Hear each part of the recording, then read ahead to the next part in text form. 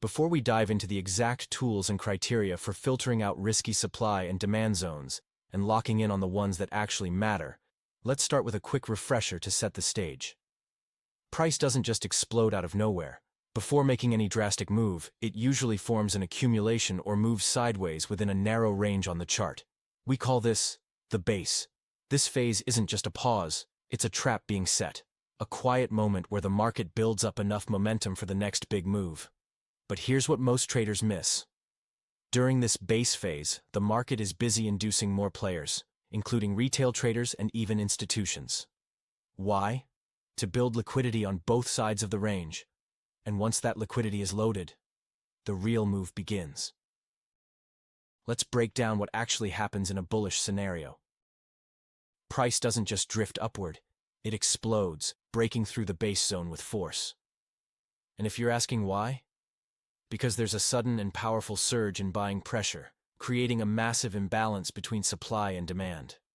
And that imbalance? It sends prices flying.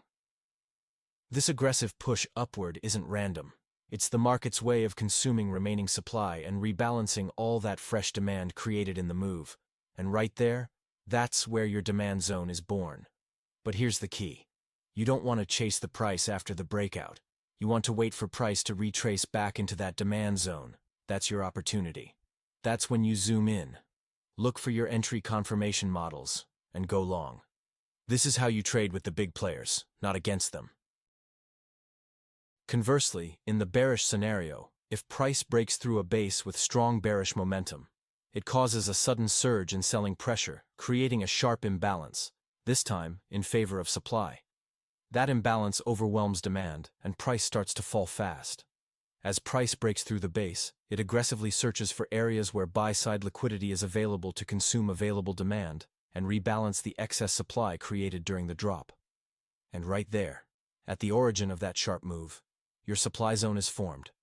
But rather than jumping in late, the smart move is to wait for price to pull back into that supply zone. Once it revisits the zone, you can begin looking for your confirmation models, whether it's rejection, a change of character, or another entry trigger, to take a short trade. Now, you might be asking, why does price react to a demand zone and reverse from it? The main reason is simple. At some point, there just isn't enough demand to keep pushing price higher. So, once price finds enough supply to consume and starts filling the unfilled demand left behind, it triggers a shift, leading to a drop in price and a natural pullback. But here's what really makes that zone powerful. It's not just any random support area. It's where institutional money previously stepped in and placed long positions. These are footprints of smart money. And they don't want price falling below their original entries. So, when price returns to that zone, institutions often step in again to defend their positions, keeping price from dropping further and triggering another upward move. In simple terms, institutional buyers protect their territory, and that defense is what creates the reversal. Another big reason these zones are respected, and why price often reverses from them so cleanly, comes down to how institutions operate. Large institutions don't enter the market all at once. They scale in gradually, often in multiple stages, especially around zones where their previous trades left clear footprints. This means that not all of their original orders were filled during the first move. So when price returns to the demand zone, they see it as a second chance to execute the rest of their orders, and they step in. That's exactly why we wait for the price to come back to these zones. If we want to trade with institutional money, and not end up on the wrong side of the market, we need to let price return to these key areas before executing our trades. The exact opposite applies to supply zones, where institutions manage their sell-side positions the same way, in phases. Now here's the bigger picture. All of this plays out in 4 key steps: the base, the expansion, which could be a rally or a drop, the retracement and mitigation, and finally, the continuation. And here's the part that matters most. We always focus on the continuation phase, because that's where the highest probability entries show up. So, how do we catch them?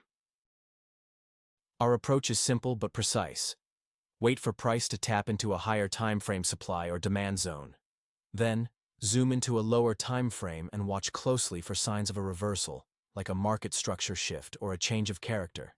That's your first layer of confirmation. Once you spot that structure shift, the next step is to look for a PD array.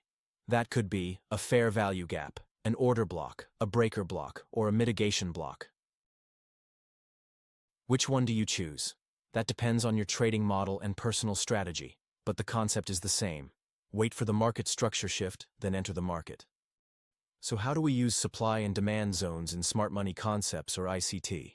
But before we continue, if you're an experienced trader and need more capital, funded next, profit share from the challenge phase, the lowest pack below to stay updated on the latest offers and special deals. Well, first, let's remember this. The market is fractal, meaning what happens on one time frame also happens on every other time frame. Whether you're watching a 1-minute chart or a daily chart, the same patterns repeat. Now, let's say you spot a demand zone on the 1-minute chart. When you zoom out to the 15-minute, that entire base might compress into just one single down candle, sitting right before a strong, bullish rally. That candle? We call it a bullish order block, and in a bearish scenario, it's the exact opposite. The base might appear as a single up candle before a massive drop. That becomes your bearish order block. So what's an order block exactly? It's the last buying or selling candle right before price explodes, up or down. It's the candle where institutional money steps in, manipulates price, and creates a clear break of the structure or a market structure shift. It's where the real game begins, and it's a key tool for spotting where smart money is positioning itself before the big